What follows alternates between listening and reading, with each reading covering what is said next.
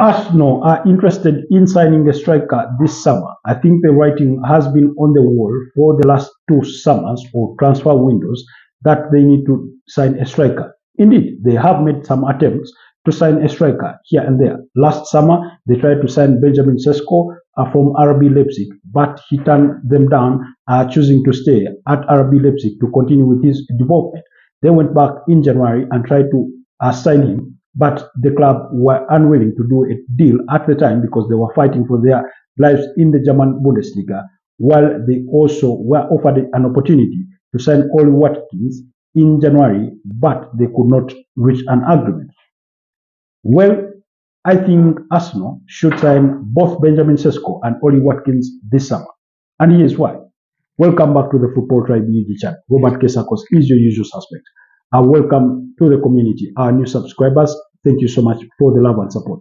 Thank you so much, Team India, Team Uganda, Team Kenya, Team Nigeria, and everywhere else around the globe where we do have a subscriber from the respective countries.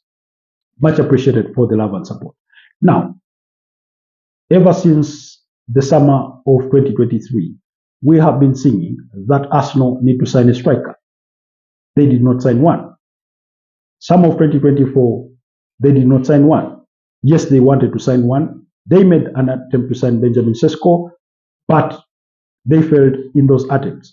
And like it has always been with Mikel Arteta, if he usually doesn't get his primary target, he would rather wait it out than, jump to alternatives.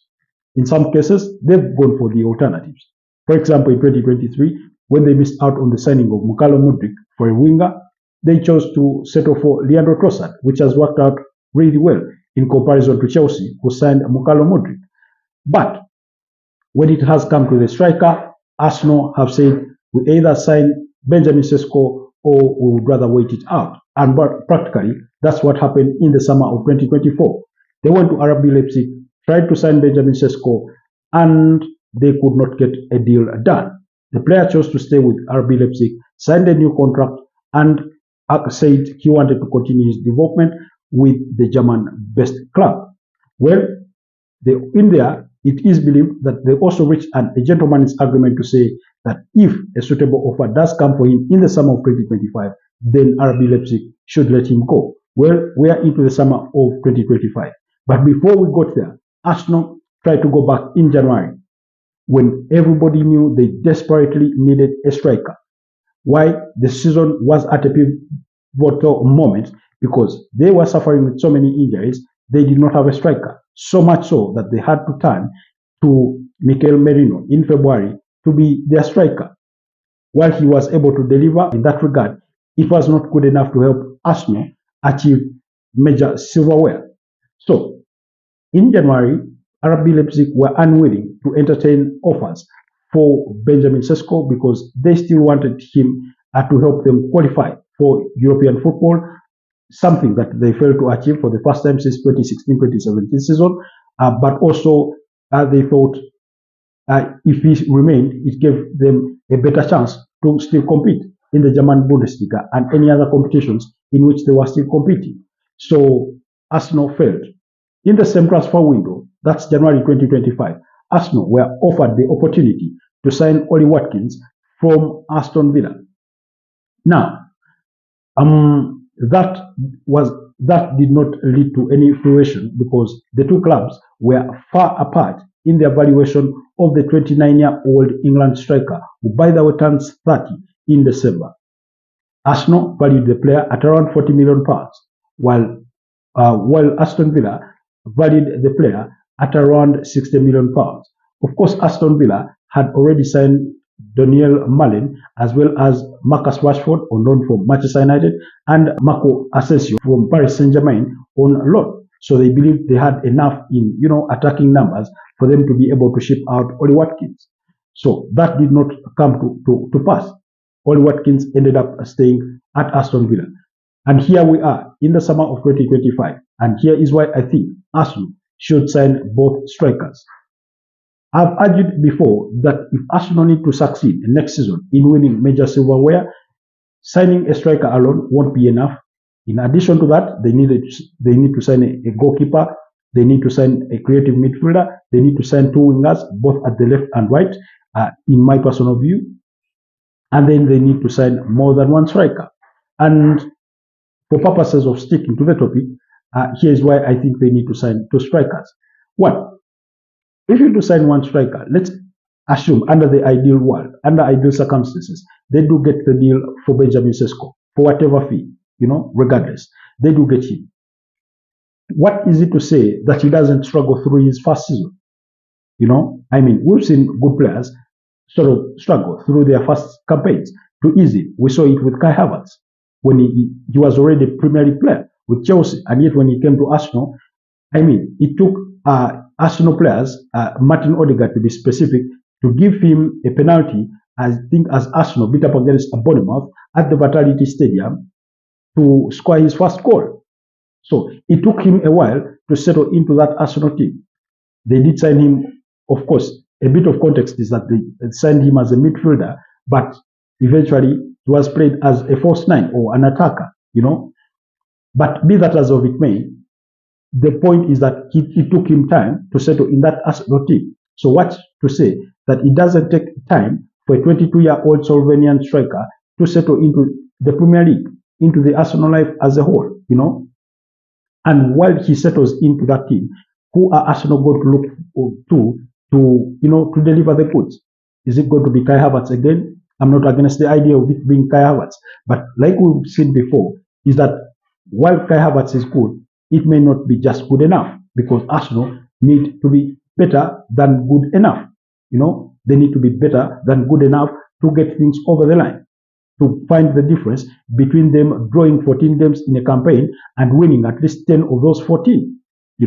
They need a striker. They need that person that is going to get them that last minute goal, that is going to get them that goal in a game where they've struggled, where they've not managed to control the game, or where even when they've controlled it, they've still failed to find a way to. So, for me, the idea that, and then the other that could easily happen is that you do sign a striker, whether it's Benjamin Sesko, whether it's Victor Gyökeres, is that, guess what? You sign the player, and just a month in, he gets this long-term injury. We saw it with Julian Timber at the start of the 2023-2024 campaign versus Nottingham Forest. That's when he suffered his ACL, and he was ruled out for the remainder of the season. He only came back very, very late on in the season to play a couple of games here and there. So that could happen. But like I said, assuming it is Benjamin Sesko that Arsenal do get. So there is a possibility that he gets injured. We saw it with Mikel Merino. He suffered a shoulder injury during a training session. Apparently they clashed with, I think, Gabriel Magalhaes in training. And he injured his shoulder, which kept him out for, I think, more than 6 games at the start of the season. So those unfortunate things can happen, really. Can really happen. Yes, we know Kai Havertz has been to the gym, he's revamped his body and physique, he's a much better player, so we've had. We are yet to witness, but so we've had. So, for me, sticking to the idea that it could be Benjamin Sesko, I do say Arsenal need to sign Oli Watkins as well. And here's why.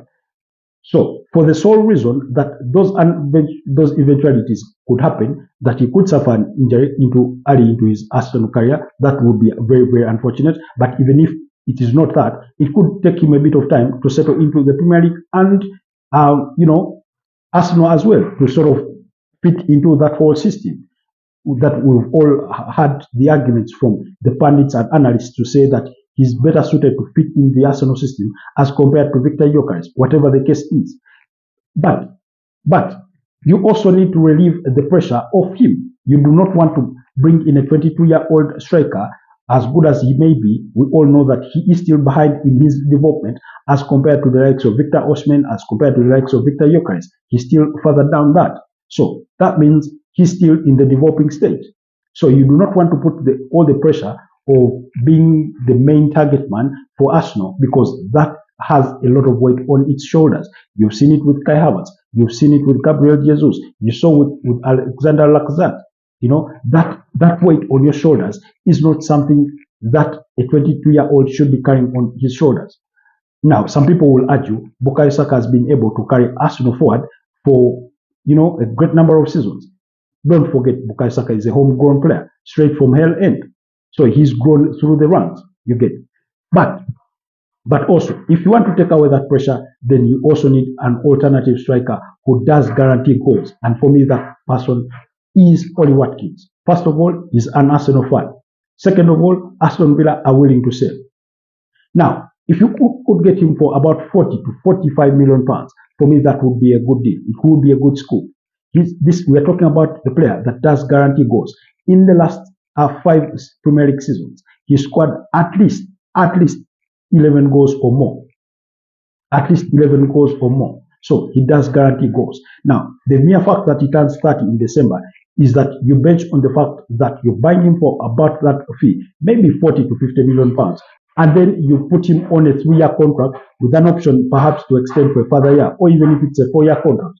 And he is there to help as Benjamin Sesko eases his way into life in the Premier League, as Benjamin Sesko gets to learn life in the Premier League and adapt to the Arsenal, way of life and way of playing and all those other things. You have another player that you can rely on that sort of takes away the little bit of pressure that will be weighing on his shoulders to be the sole person that you look to for your goals, because you need a striker that is going to guarantee you more than 15 goals in a campaign to get Arsenal over the line from finishing second to eventually being champions. And for me, I think Oli Watkins is that player, and that's why I think Arsenal need to sign 2 strikers. You have that alternative striker to say, okay, Benjamin Sesko started that game in the weekend, but we have a Champions League game in the midweek. Let Oli Watkins start. Let another option start, and maybe this one will then come off the bench. You're taking away pressure. You're managing their minutes on the pitch. We've spoken about Arsenal injuries, how they cost them last season. It was because many of those players had played so many minutes over the last 2 seasons or 1 season, depending on who joined at what time. Arsenal had 3 hamstring injuries to Bukayo Saka, to Gabriel Magalhaes, and then to Kai Havertz. When had been the last time did you hear that an Arsenal player suffered a hamstring injury that even needed surgery? We saw it last season because those guys have played a lot of football together. William Saliba suffered the same at the tail end of the season. Why? That means we need numbers, we need player rotation, we need game management. I mean, we've spoken about Pep Guardiola's success at Man City. We all remember pundits going after him when Phil Foden is suddenly hitting it in his prime, and then he sits him out for the next game or 2 to rest him a bit, to rotate that. You need that. You need the player rotation. All those minutes that Bukayo Saka has played over the last 4 years have been ridiculous. Gabriel Martinelli, you need them to rest, He did suffer his fair share of injuries, Gabriel Martinelli. You remember how last season he wasn't up to it, really.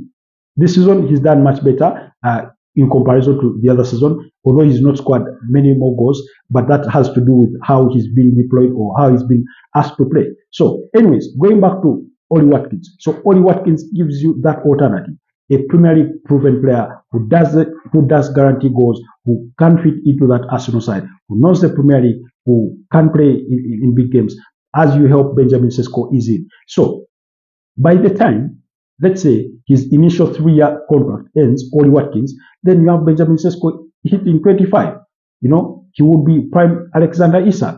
Remember when Newcastle signed Alexander Isak from Real Sociedad? He wasn't in his prime. I think he had scored about 10 or 11 goals in the Spanish La Liga in 2021-2022, around there. And then they get to sign him. And suddenly, he's had to go through his Newcastle career. When you look at Isak's numbers, in his debut season, 2022-2023, he scored 10 goals in 22 appearances, provided 1 assist. The second season, he took it a notch higher, 30 games, 21 goals, and 2 assists. That's a 23-goal contribution. Last season, he posted 23 goals and 6 assists, giving him an overall goal contribution of 29 goals. So that was impressive.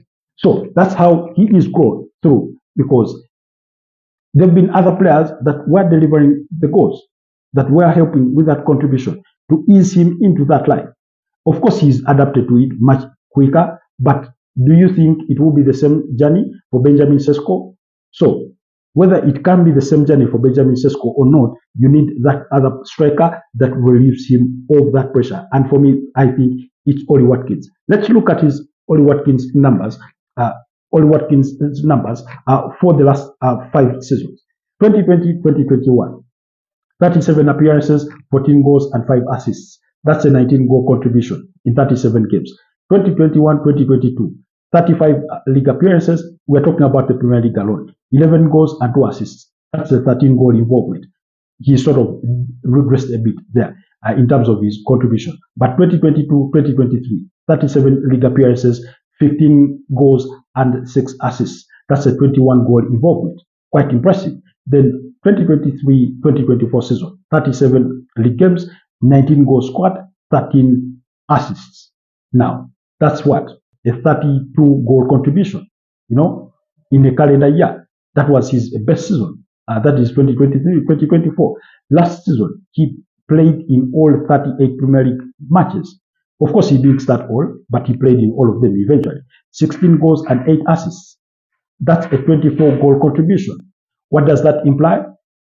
First of all, when you look at the games he averages a season in the Premier League, 37, 35, 37, 37, 38. That speaks to what? Availability. A player availability. He doesn't often get injured. So you have a player that guarantees goals almost, that is ready, that is Premier League proven, but also doesn't usually get injured, as you is Benjamin Sesko into the life in North London. So for me, based on that evidence, based on that school of thought, that's why I think Arsenal need to sign both Benjamin Sesko and Ollie Watkins in the same window. Do let me know, guys, if you agree or disagree with that submission, and I will be letting you know what my other views could be beyond that. But otherwise, I thank you for always tuning to the channel. Kindly do not forget to like, comment, share, and subscribe to the channel, and so that we can continue to grow. Thank you. Be blessed for now.